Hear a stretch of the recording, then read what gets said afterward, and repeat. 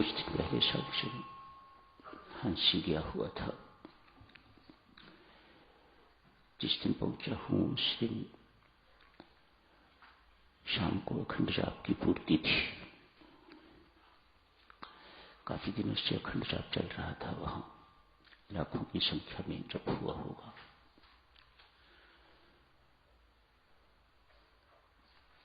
संपुट दिया उन्होंने आशीर्वाद भगवान का, मांगे विनती साथ। औषध उसका नाम है वैद्य आप जगन्नाथ। समाप्ति पर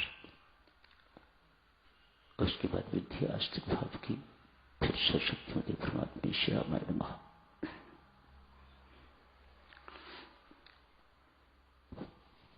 ऐसा संपुट कभी साधु श्री प्रेम जी महाराज की सुस्वास्थ्य के लिए जब यहां प्रार्थना होती थी, जाप होता था,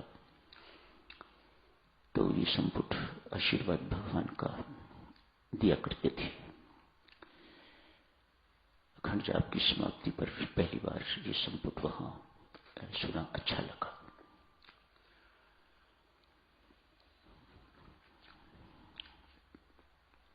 कोई भी संपुट दो, 7 बार उसे बोलना चाहिए। स्वामी जी महाराज ने सर्वशक्तिमती परमात्मा श्री रामाय नमः 7 बार रखा है, तो कोई विशेष कारणों से ही रखा है। आरंभ में भी 7 बार बोलते हैं, समाप्ति पर भी 7 बार। इसी प्रकार यदि ये संपुट दें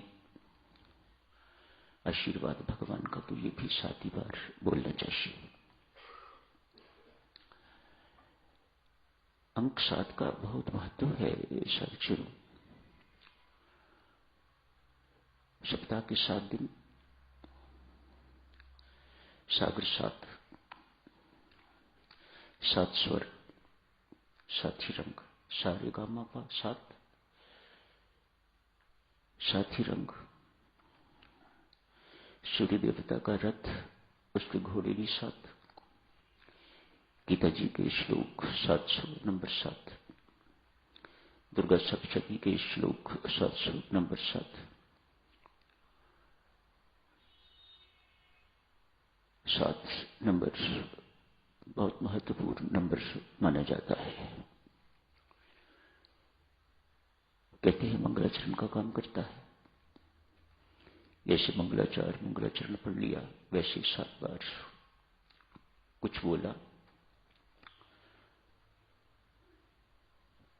तो वो मांगलिक होता है। नेतृत्व करने वालों को गिनती का ध्यान रखना चाहिए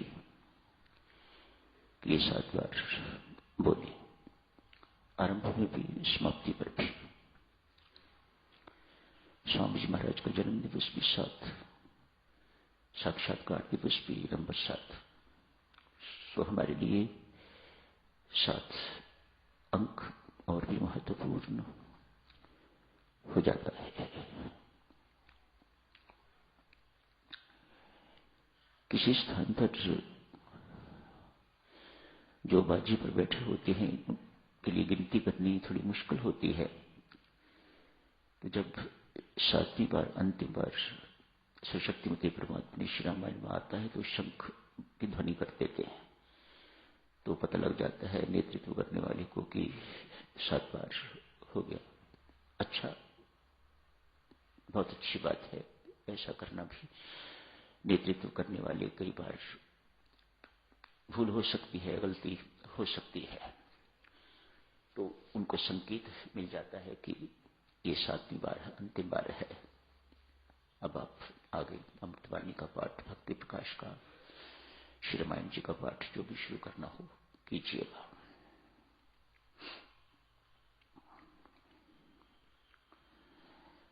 आज स्वामी जी महाराज ने भीष्म का प्रसंग लिया है। भीष्म तो नाम बाद में पड़ा। शांतनु के पुत्र, राजा शांतनु के पुत्र देवव्रत। राजा शांतनु गंगा जी के किनारे घूम रहे थे, सैर कर रहे थे। एक युवती को गंगा जी में स्नान करके बाहर निकलते हुए देखा। बहुत रूपवती थी, भरपूर यौवन था। मन मचला, दोनों की आंखें आपस में मिली। राजा शांतनु उस कन्या पर मुग्ध हो गए। देवव्रत के पिता सुदबुद भूल गए। शब्द आते हैं, सुदबुद भूल गए। लड़की अपने कपड़े पहन के घर की ओर प्रस्थान किया। राजा शांतनु ने पीछा किया। पीछा करते करते जिस किसी झुग्गी झोंपड़ी कॉलोनी में पहुंचे, वहां से मछली की बहुत बू आ रही थी। राजा शांतनु को लगा कोई निषाद कॉलोनी है, कोई नाविकों की, मछुआरों की कोई कॉलोनी है। एक घर में इस लड़की ने प्रवेश किया। बाहर एक वृद्ध बैठे थे। सोचा उसके पिताश्री होंगे, निकले भी पिताश्री। स्पष्ट हो गया कि ये केवट की कन्या है, एक नाविक की कन्या है। मछली पकड़ने का काम भी करते होंगे साथ साथ। शादी का प्रस्ताव रखा।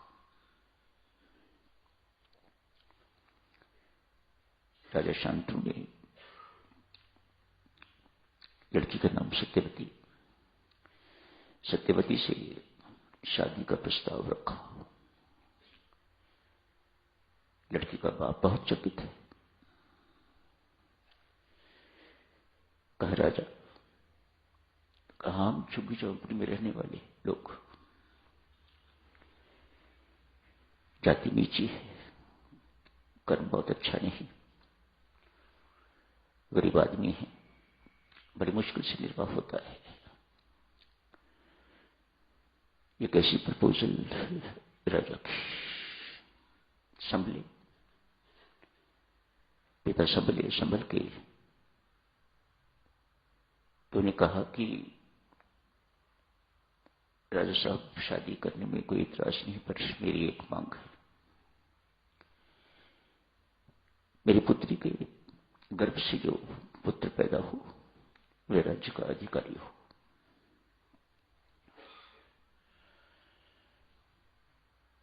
शांतनु को याद देवव्रत के ऐसा होनहार पुत्र, आगे पुत्र कैसा होगा मुझे पता नहीं, ऐसा योग्य पुत्र देवव्रत जैसा कहां मिलेगा। राज्य से वंचित रह जाएगा। हाँ नहीं करी। राजा शांतनु वापस महल लौट गए, लेकिन सत्यवती को भूल नहीं पा रहे। आंखों के सामने घूम रही है सत्यवती, उसका यौवन, उसका रूप राजा की आंखों के सामने घूम रहा है। और राजा दिन प्रतिदिन उदास रहने लगा। बात करें तो किससे, क्या बात करें। जवान पुत्र देवव्रत को कुछ शंका हुई, कुछ दाल में काला है। खोज करने की कोशिश की। ये देवव्रत पहुंच गए उस मछुआरे के घर।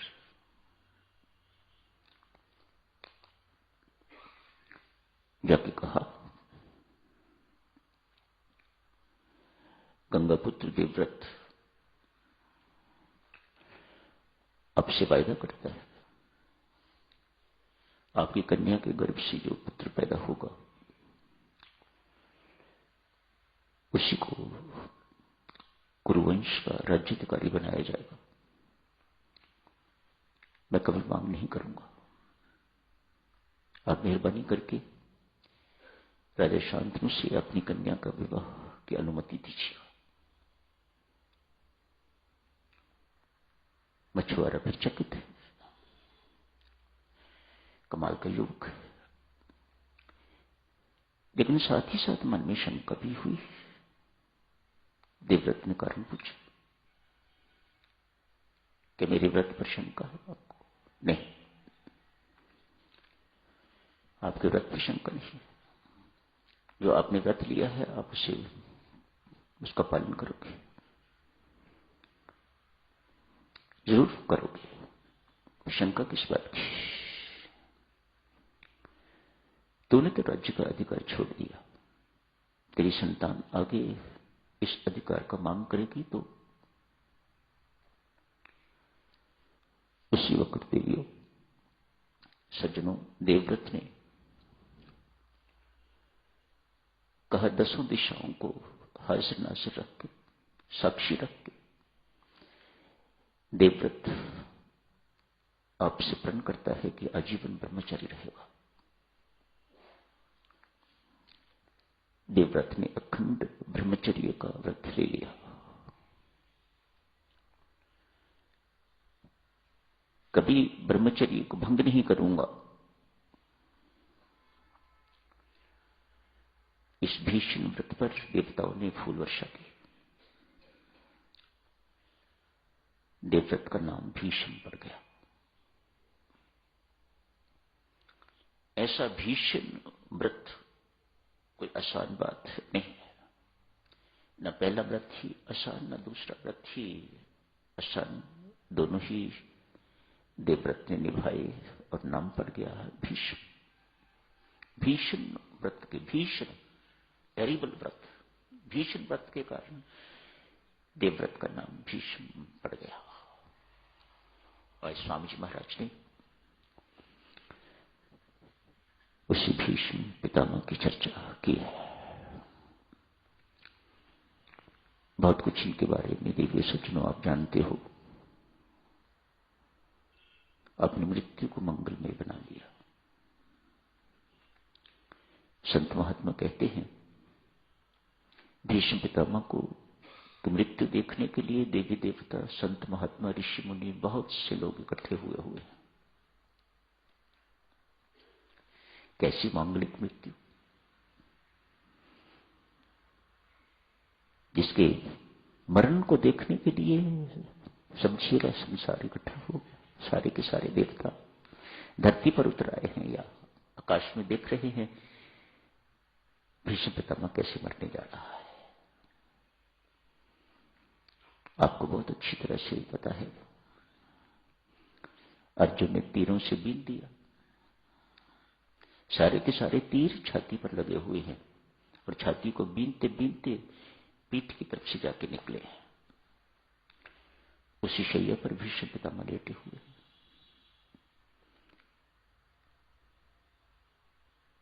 माधव सभी पांडवों को लेकर तो भीष्म पितामह के पास पहुंचे। वायदा किया हुआ था अंत समय में आऊंगा। अपना वायदा निभाने के लिए माधव इन सबको लेकर वहां पहुंचे। सिर लटक रहा था। अर्जुन ने तीर मारा एक और तकिया बना दिया। पूरा का पूरा शरीर वानों की शैया पर भीष्म पितामह का। प्रणाम माधव, प्रणाम पितामह। सबने चरण वंदना की।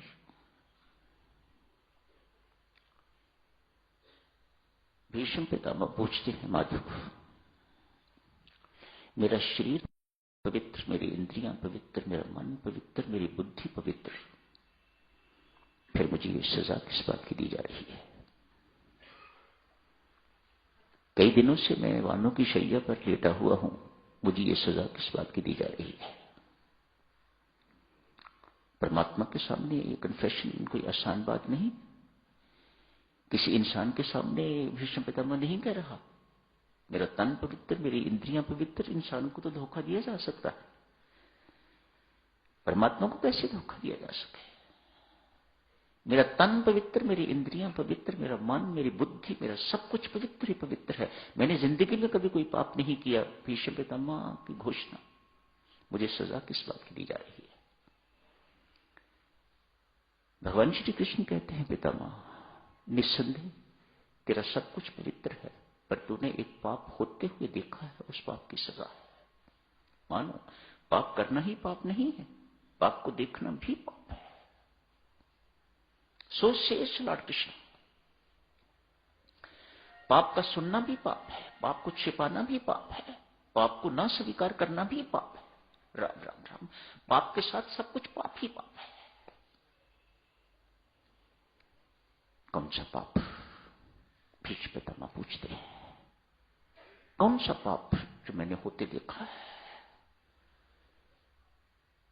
कहा, मेरी कृष्ण द्रौपदी, प्यार से द्रौपदी को कृष्ण कहा करते, मेरी द्रौपदी ने बड़ी सपा से तेरी ओर देख के तेरे से सहायता मांगी थी। तूने कहा, दुर्योधन का अन्न खा के मेरी बुद्धि भ्रष्ट हो गई हुई है बिटिया, मैं तेरी सहायता नहीं कर सकता। शेमफुल। माधव कहते हैं शेमफुल, तेरे जैसे ज्ञानी को ये शोभा नहीं देता।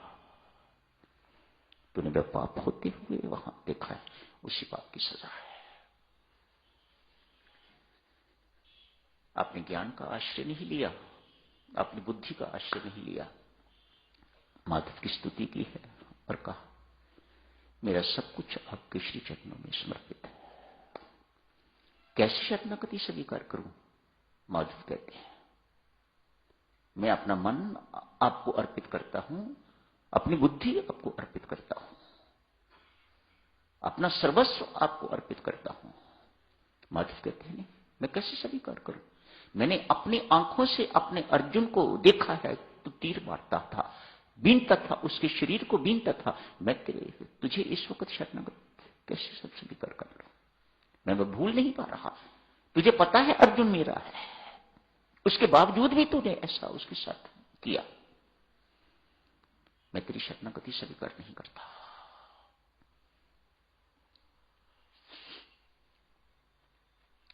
संसार जानता है माधव, मेरा शरीर ही कौरवों के साथ था, मन बुद्धि, वेरी इंटेलिजेंट पर्सन, ज्ञानी व्यक्ति, भीष्म पितामह कोई छोटी मोटी हस्ती नहीं थे। मन और बुद्धि के साथ तो मैं हमेशा इन्हीं के साथ होता था, और मन ही मन यही कामना भी करता था, विजयी भव। मैंने आशीर्वाद भी दिया था। युधिष्ठिर मेरे पास मत्था टेकने के लिए, प्रणाम करने के लिए आया था, तो मैंने उसे कहा था, विजयी भव। उसे आशीर्वाद, मेरा आशीर्वाद अमोघ, मेरा आशीर्वाद वृथा नहीं जाता। भगवान सब सुन के मुस्कुरा रहे हैं, उन्हें पता है सब चीज का। पूछते हैं, मैं मानता हूं। कहते हैं, मैं मानता हूं, पर तो शरीर से पांडवों के साथ क्यों नहीं हुआ? यहां देवी सोचना बहुत सुंदर उत्तर देते हैं ज्ञानी भीष्म पितामह। शायद इसी उत्तर को सुनने के लिए इतनी लंबी चौड़ी वार्तालाप भगवान ने की। कहा, माधव, शरीर भी यदि मेरा पांडवों के साथ होता, मानो आपकी तरफ होता, तो फिर आपके नित्य दर्शन मुझे कैसे होते? कौरवों के पक्ष में था तो इतने दिन तक नित्य आपके दर्शन होते रहे, जब तक मैं घायल नहीं हुआ। भगवान गदगद हो गए तो बहुत प्रसन्न हुए, बहुत प्रसन्न हुए भगवान। भीष्म पितामह को लगा मुझे स्वीकार कर लिया है। कहा, जाना नहीं? माधव को कहा, प्रसन्न जो हो गए परमात्मा, प्रसन्न हो गए, मानो मेरी बुद्धि में आ गए परमात्मा। जाना नहीं? जब तक मैं अपने प्राणों को त्याग न दूं, अपने चतुर्भुज रूप में खड़े रहिएगा यहां पर। ये अपना रूप बदलिएगा आप, लोगों को पता लगे आप क्या हो। आप अपने चतुर्भुज रूप में दर्शन दीजिएगा, सबको दीजिएगा दर्शन। कहते हैं भगवान श्री खड़े रहे जब तक मृत्यु ऐसी हस्ती देवी और सज्जनों, भीष्म पितामह, यही समाप्त करने की इजाजत दीजिएगा। धन्यवाद।